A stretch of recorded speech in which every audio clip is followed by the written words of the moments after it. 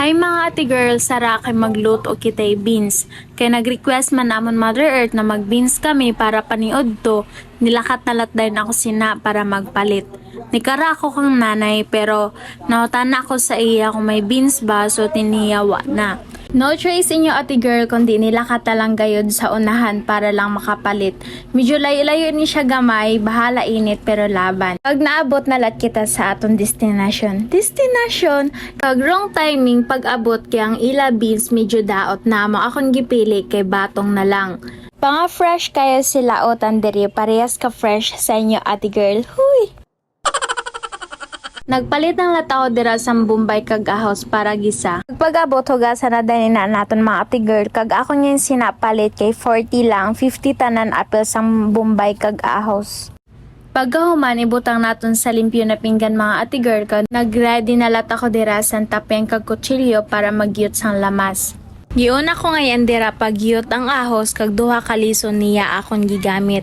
Una kay panitan ina naton siya kag medyo gyuton naton siya sa pinapino. Pagkahuman ko gyut sang ahos, gisunod ko na lat dayon dira ang sibuyas Bombay. Giparehas ko lang siya pagyut sa ahos. Nasayop ngayon dira inyo ate girl pagbutang sang lamas, gitransfer ko siya sa pikas pinggan kay akong siya butangan sang batong.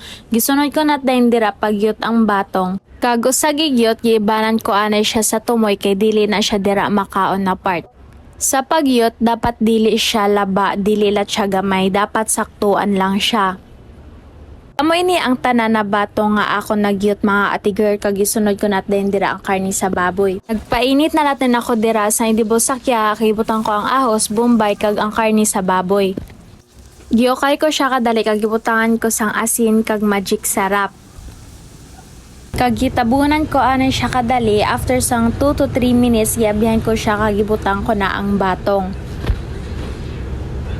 Giukay ko na lat inadira para mapaigbaw ang karni. Sa tinood mga ate girl kay sige na reklamo dira akong mga alaga sa biyen nagigutom na sila.